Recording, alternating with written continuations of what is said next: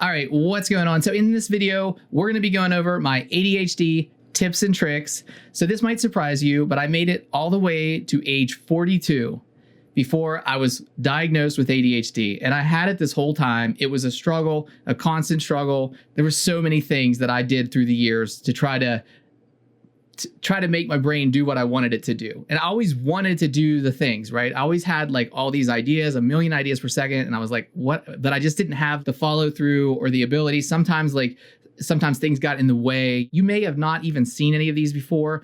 Also, be sure to stick around at the end because this is my hook, right? Because at the end of this video, I'm going to kind of show you something that I recently figured out that kind of has like solidified things for me, okay, if you will. It's really something that maybe a lot of people haven't really explained to you. Also, keep in mind that ADHD is different for everybody. It's a spectrum. There's a lot of different ways that it's expressed and you have different experiences. So some of these things may not work for everyone and some of these things may be maybe a little bit risky as well. So keep that in mind. I am not a physician. I am not a clinician or a psychiatrist or anything like that. I'm a YouTuber who has ADHD. So that part I can help you with, at least the relatability and stuff. And so I think I just want to share this with you because I think it could be helpful, right? So anyway, without further ado, oh, by the way, right behind me, this video right here, this is actually my other channel. And I just wanted to put it on to have something going back there. This is from my running channel and it's called Eric Goes Running. And so if you do run, you can go check that out. It's the sponsor of today's video. Okay, so let's get into it. Number one thing that I have done over the years to combat my ADHD and to help me focus. First of all, I switched jobs. It was about 13 years ago at this point. And whenever I switched jobs, I became the sole software developer at my work. And it was actually really, really a hard thing for me because nobody there really knew what a software developer was supposed to do. And so it was a real struggle for me because I had to basically be the whole software development team. And I had the skills and everything to write software, but I didn't have the people skills at that point in time. And because I was sort of going through this downward spiral with my ADHD, and I was like, I didn't have the confidence and nobody was interfacing with me and I didn't know how to make it work.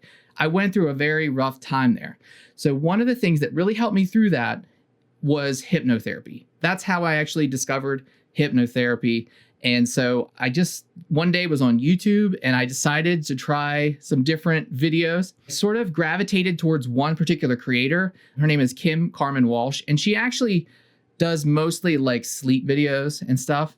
But at the time, she was doing just deep, relaxing videos. One of them's like happiness and contentment. That was one of my favorites. They had helped me so much. Like I would drive into work and I was just so freaking calm. Like I was like super calm, and it was what I really needed. I needed that calmness to get to think and to deal with the frustration. I was experiencing a lot of rejection sensitive dysphoria at that time, and so that it really did help. And it's actually kind of amazing just that like how relaxed I could get from just putting on a pair of headphones, closing my eyes and doing a guided meditation. And that's really what it is. It's more of a guided meditation, the hypnotherapy. Some people, I think the word hypnotherapy is kind of scary because they think that like there's brainwashing or something like that. It's not really like that. It's just a way to calm yourself down. All hypnosis is self-hypnosis, right? A little bit of time passed and she started a Patreon. I'm not sure if she's still doing this, by the way, but I joined her Patreon. And one of the things that you got to do, she would select a person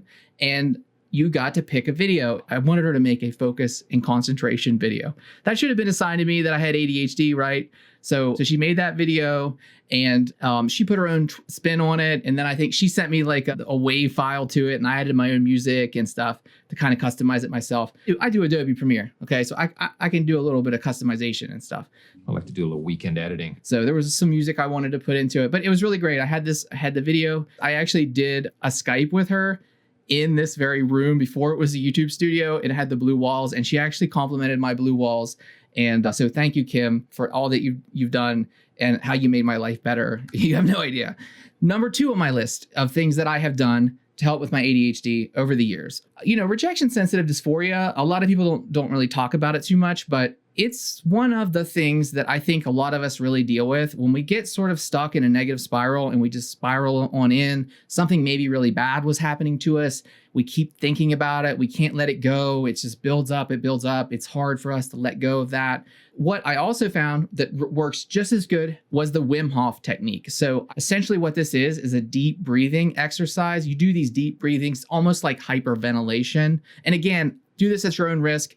And obviously, look into how to do it correctly. There's some dangers involved with this, but you hyperventilate your air, you breathe in deeply, really deeply for like a minute, and then you breathe out and you hold your breath until you feel like you have to breathe again. So you're essentially saturating your blood with oxygen and then riding that oxygen wave for a bit. And you could do sets of this, essentially like 3 sets. And I would actually listen to music, really ultra calm music while I do this as well. And then you start exposing yourself to cold water. Typically in the shower or a bath, you slowly build up your tolerance to cold. And when you do that, what happens is the cold sort of shocks your sympathetic nervous system. Our body has this thing called the autonomic nervous system, and it runs in one of 2 modes, and it switches back and forth between those 2 modes, right? On the one side, you have your sympathetic nervous system. That's your fight or flight. And on the other side, you have your parasympathetic nervous system. And when it's dominant, that's your rest and digest. And something called your HRV, which is your heart rate variability, that is when you switch back and forth between these. So going into that ultra cold water or taking a shower and then at the end going all cold for maybe a minute or 2 activates your sympathetic nerve system, your fight or flight, like you're ready to go, okay? Again, this you have to make sure you're in good health for this. You have to be careful, right?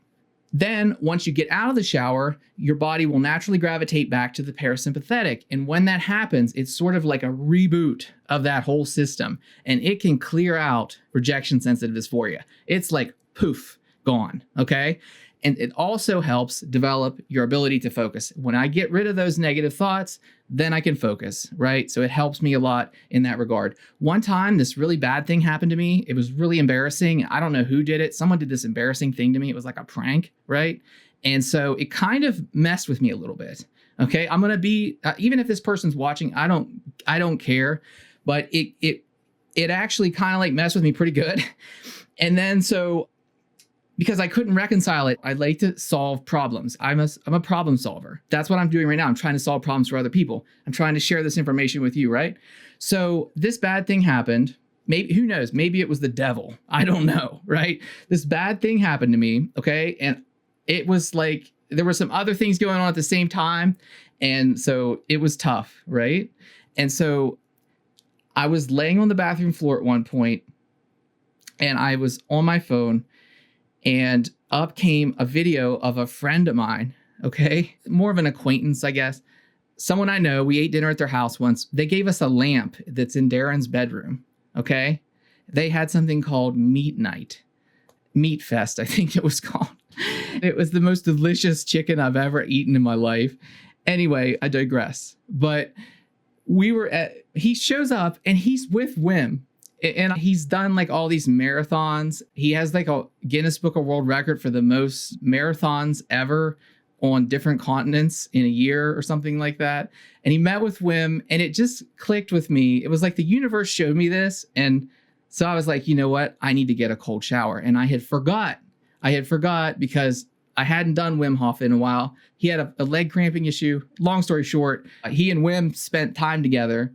So I went and I got in the cold and it rebooted it. It got rid of it. It made me feel, it finally released the tension that I had built up, that my ADHD had built up with the rejection sensing.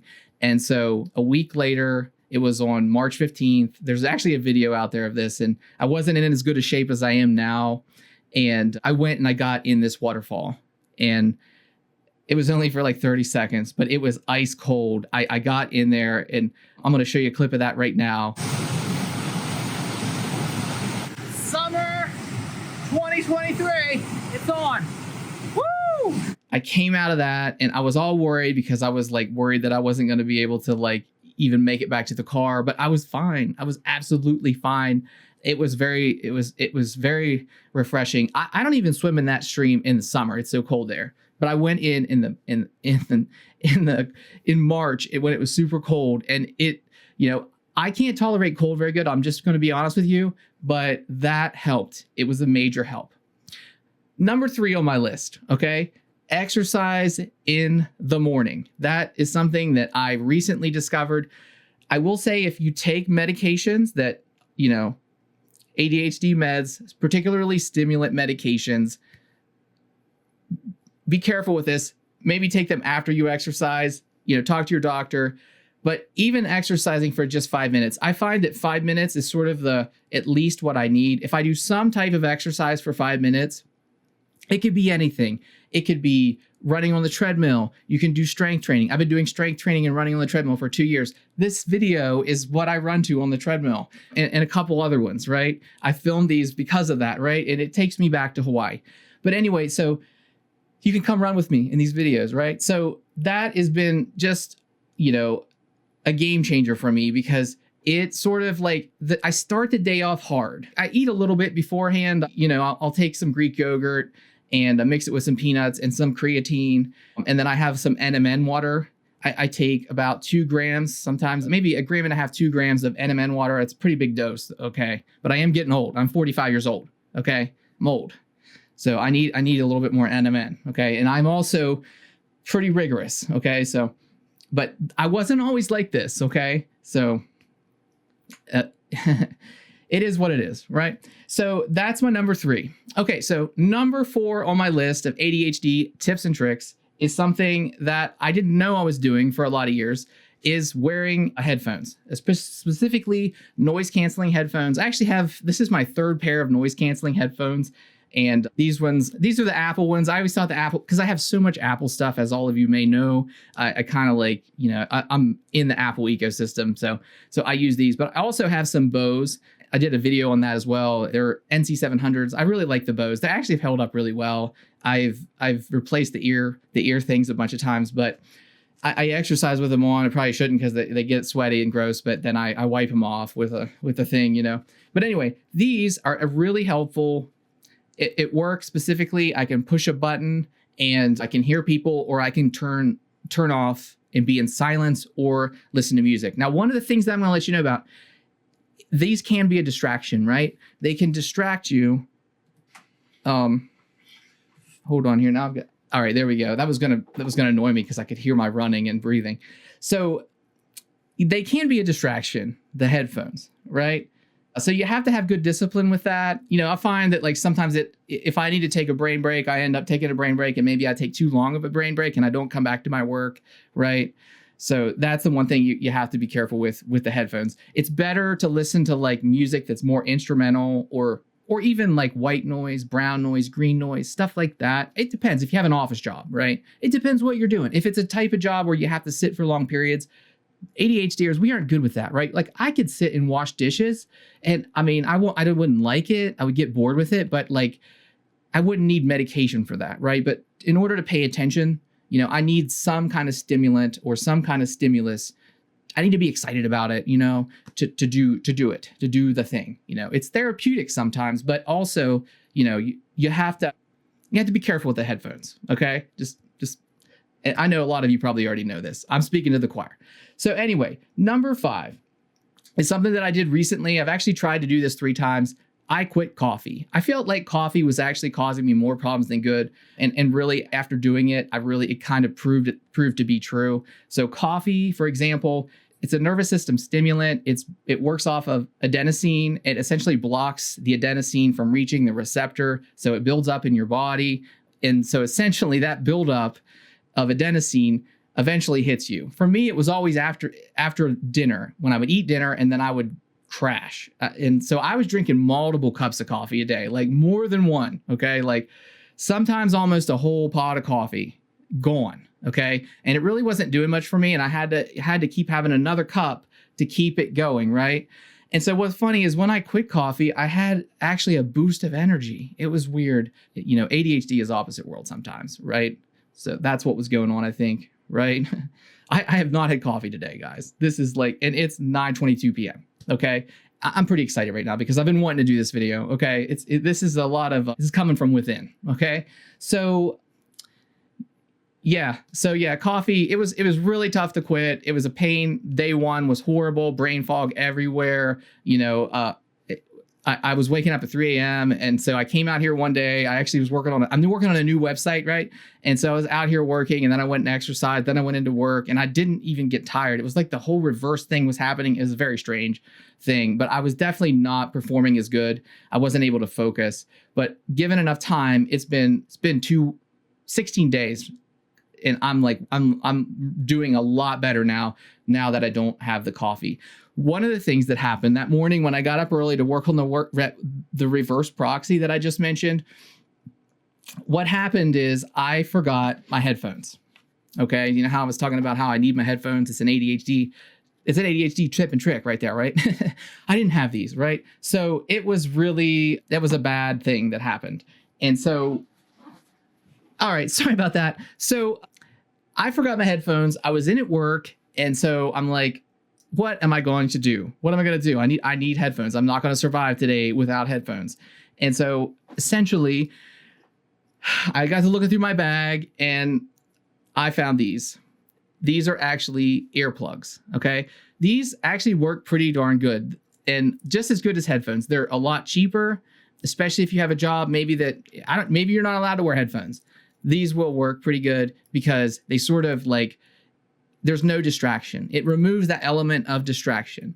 And so they're cheap. They're easy to clean. We bought these for a concert that we went to, and they're just like, they look like this. I don't know if I can get them. See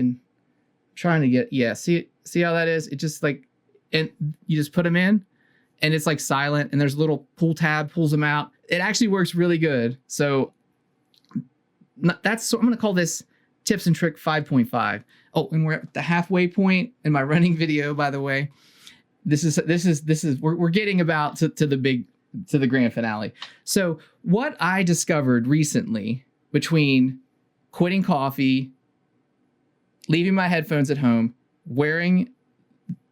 this is another ADHD thing, not being able to think of words. Wearing the earplugs. I don't say earplugs that much.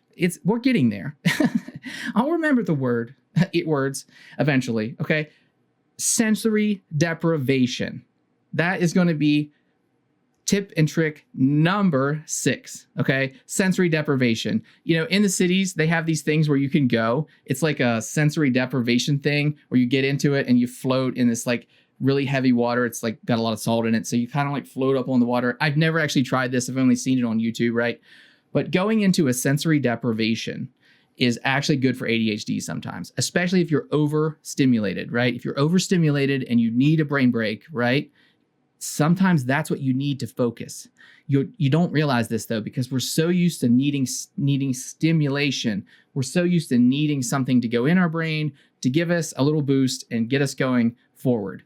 But I'm telling you, you can alternate this. It's almost like carb cycling, if you know what that is, where you eat carbs and you don't. It's a ketogenic trick for losing weight, right? And some people do it. That's what this is for ADHD. Essentially, you want to stimulate your brain early in the morning, maybe with some exercise, maybe with some loud music that you love, something to get you up and going, right? But then later on, you might need a period of silence in order to focus. And if you go back and forth, it gives your brain contrast. Contrast is important to us. And I did not know this until recently. At least it works for me, okay? I'm actually curious if you try this, if you come back and let me know in the comments if that works for you, because it's just something that I don't really think of. I think sometimes, you think you can do all this stuff and you need all this stimulus and to keep moving. And sometimes I think it's just like, this is why some people like to go out in nature and code. Believe it or not, I was coding here in Maui in 2011. It was our first trip to Maui, and I sat by the pool and just wrote code. And I had so much fun doing that. It's not what most people do on a vacation that costs a few $100s a day to be there, but I loved it. I was so happy doing that. That's what I like doing, right? I like coding, and I can keep coding without any stimulus, So, and it's very relaxing, warm temperature, and it's always about 82 there, 81, 82, and it gets a little chillier at night, like 70. And we're thinking about going back. We haven't quite figured it out yet, but we think we're going to go back to Maui maybe in July if we're lucky, right? So, but anyway, that's my tips and tricks. Use your phone as a hack, guys. Sometimes you can use your phone, a pair of headphones. Use this stuff to work for you. Be careful. Sometimes I think our phones kind of try to steal our attention from us, but you can, with discipline, trial and error, you can get control of that and make it work for you. And so anyway, that's my video. That's my tips and tricks video. I really appreciate that you guys stuck around. I feel weird that girl's right there. So anyway, so that's my video. I really appreciate you sticking around to the end, especially if you would mind, give me a subscribe, give me a like, hit that alert bell. We're going to be doing other content like this in the future, and I'd love to have you around. And drop me a comment. I'd love to hear. Tell me some of your hacks. Share them down below. We can all learn from each other. And but yeah, that's all I got. And I guess I'll see you guys. I guess I'll see you in the next one. Peace.